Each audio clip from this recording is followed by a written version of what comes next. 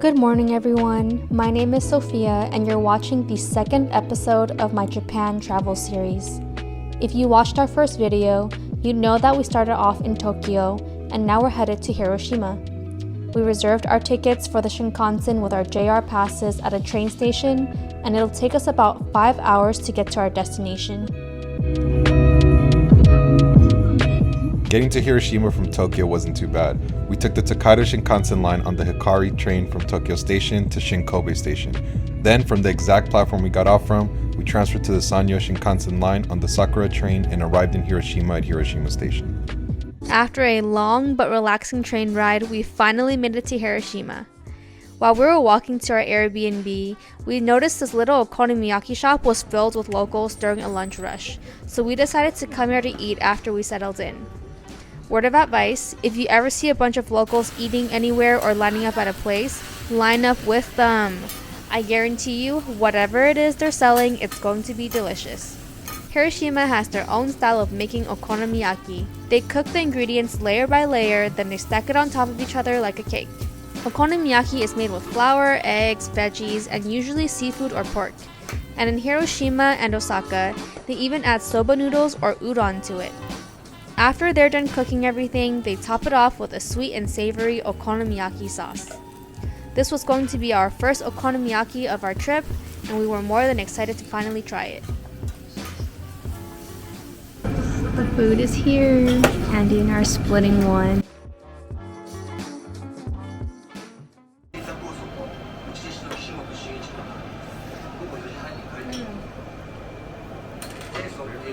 So good.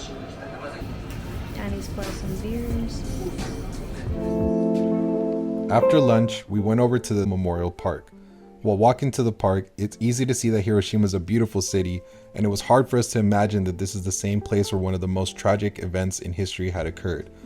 The only visible remnant of that infamous day is the atomic dome building, which serves as a reminder of the consequences of nuclear war. If the building represented the city's destruction, then the rest of the Memorial Park to me represented its resurgence and resilience. This place was peaceful, filled with people who were there to pay their respects or learn about the city's past, and was a place for both locals and tourists to enjoy the day as they would at any other park.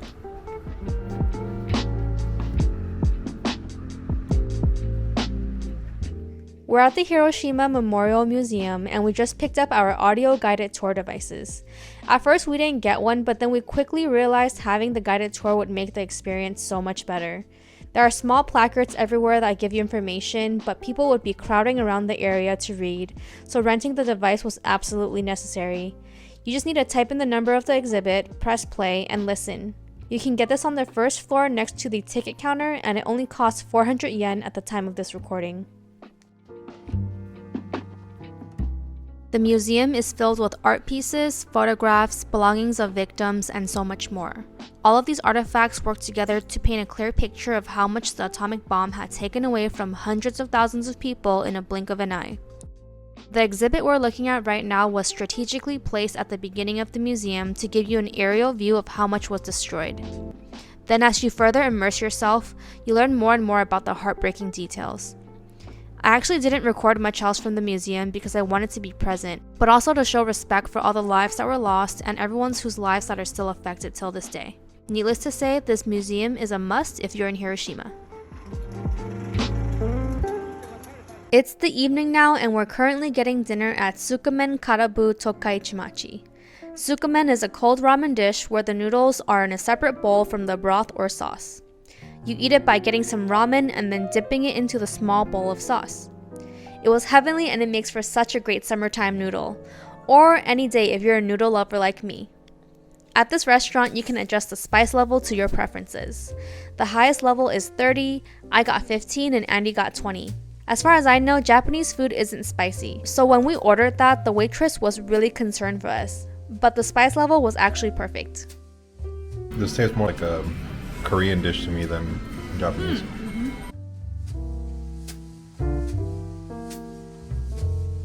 After dinner, we walked around the city and decided to go bar hopping. Andy always does such a fantastic job at finding the coolest places to go to. He chose Mac Bar because sometimes you can catch live performances here and because the place is clearly music focused. I mean, just look at this collection. The shelves are filled from floor to ceiling. At one point, the bartender, Yue, asked if we had any song requests. And when Andy asked about 80s Japanese pop, she spent about 20 minutes finding the perfect CD for us. Yue-san was so welcoming and was a great conversationalist. I can't wait to come back here again someday to see her.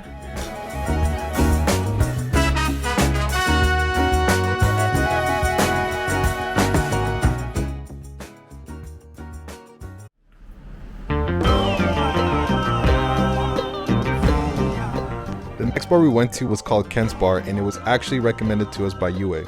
She thought we might really like it because I told her I was born in Colombia, and she said the owner lived there for some time. We decided to give it a shot, and we were super glad that we did. As soon as we walked in, we could see that Ken's Bar had a beach theme, with surfing videos playing in the background, and there was even a dance floor.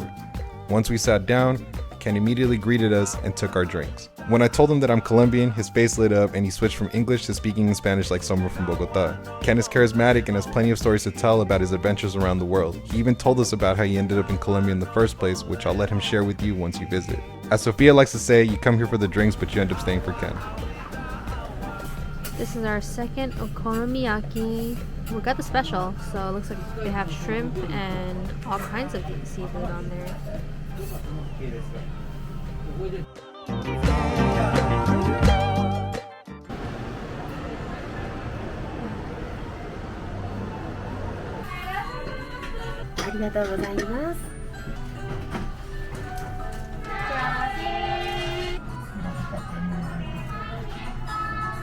Just finished eating at Ichiran. It's a very highly recommended place, highly rated. There was absolutely no line. We were in and out in like 15 minutes maybe. Yeah, 15 minutes. Andy now likes noodle soup, so what do you think? What's your rating? I liked it. I give it like a, I don't know, like an 8. I think what's cool about it is that you can customize your order to how you like it. So the firmness of the noodle, yeah, the firmness the of the noodles was good for me. Yeah. The broth and all that spicy level. So I think for those reasons alone, I liked it. To get to Miyajima, we took the bus to the nearest Sanyo Line station, which for us happened to be Yokogawa Station. We took the Sanyo Line all the way to Miyajima Guchi Station, where the ferry port is just a short walk away. Make sure you take the ferry that is covered by the JR Pass. There should be plenty of signs there that will let you know which one it is.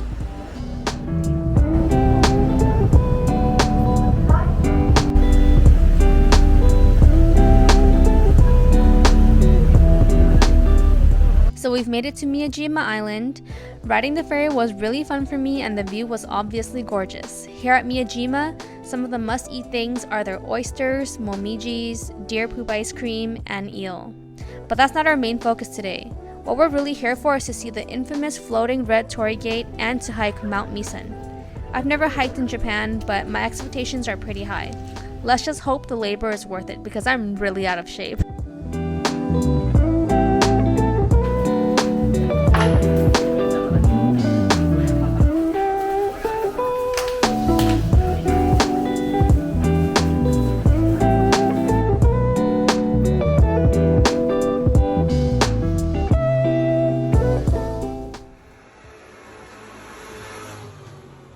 So we're at the entrance to start our hike to Mt Misen, and it's going to take us about 90 minutes to get to the summit. Then once you get to the top, you can take a cable car down. Unfortunately for us, the cable car was not operating that day, so we had to hike up and hike back down. My feet were f***ing dying. Anyways, the hike is supposed to be really beautiful and sounded unlike anything I've ever heard of. On your way up to the summit, you'll see several shrines, temples, and statues. And let me tell you, those did not disappoint at all. I like that every time we saw a temple, it meant that I could get a little bit of a break.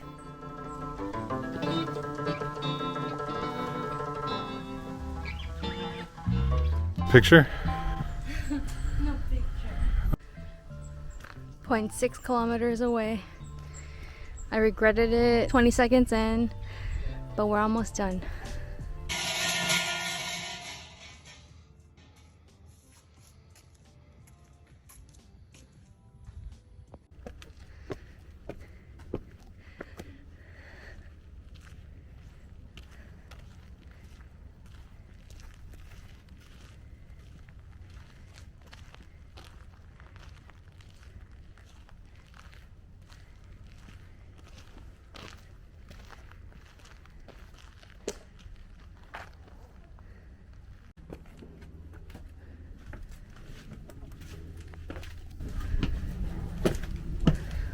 almost there. We did it. I can't believe it. I wanted to give up. There's a little island right there. Yeah, it was worth it. This is so cool. This is my first hike in Japan. This is the most beautiful hike ever.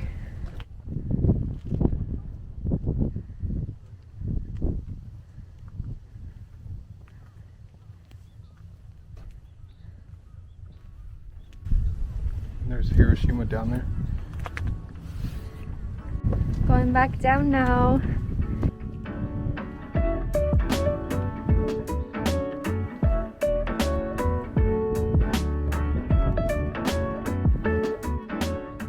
There were 80-something-year-olds hiking this place like it was nothing, and even school kids were doing it.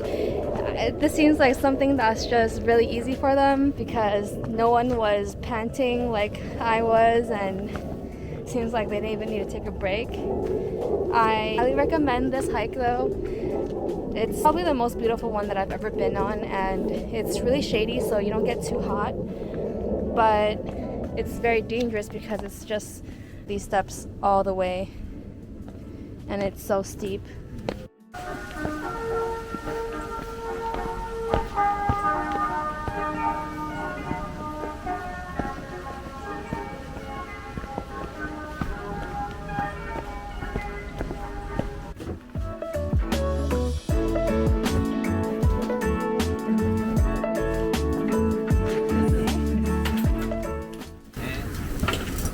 One pork, one beef. Well, much deserved after that hike. That was so good.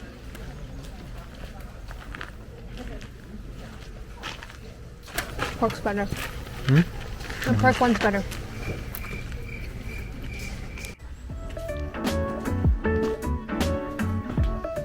More f***ing stairs.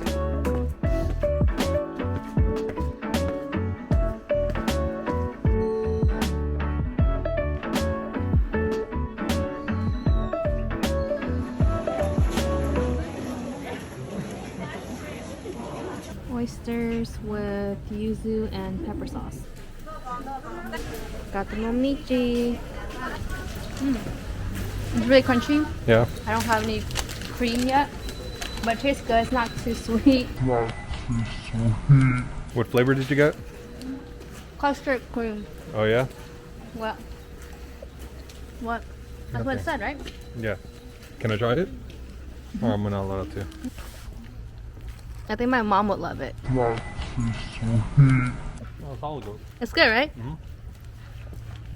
It's like a churro. Moist. Oh yeah. Like a churro. It kind of is like a churro, But like but more softer lighter. Yeah, softer on the inside. Yeah, I love it. Trying to capture the sunset right now, and the video is doing absolutely no justice to how beautiful this place is.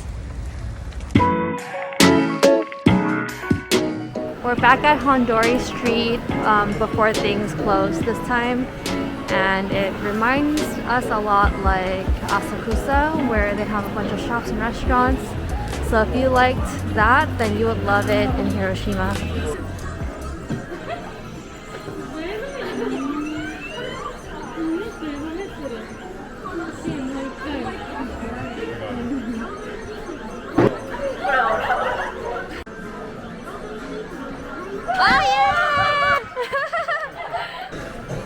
Andy's gonna win me the Sleepy Kirby.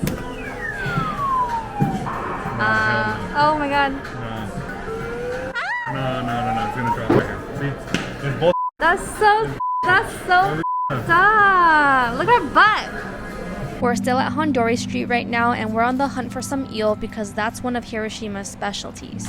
We noticed that a group of local men stopped in their tracks and rushed into this restaurant when they saw it. So what did? We followed them. What we didn't know about this eatery though is that they require you to take off your shoes, and it's a tatami style place, which means that you need to sit down on the floor to eat. This restaurant specialized in eel, and we ordered the unagi chazuke, which is when you need to pour tea or a umami flavored broth on your rice. They even give you instructions on how to enjoy the meal traditionally. I found this dish to be extremely comforting because it reminded me of Chinese porridge and because it was really cold that night. We've checked out of our Airbnb and we have time to eat at one more place before we go to Fukuoka. Instead of getting 7-Eleven for breakfast like we normally would, I decided that we should go to Moss Burger because there's going to be plenty of space for us to put our things down. I ordered a chicken sandwich and Andy got a burger. The food was just okay. And that, my friends, pretty much sums up our entire trip to Hiroshima. Thanks for watching my video. Remember to like, comment, and subscribe to my channel to be notified of my next upload. 설레임 바꾸는 사람들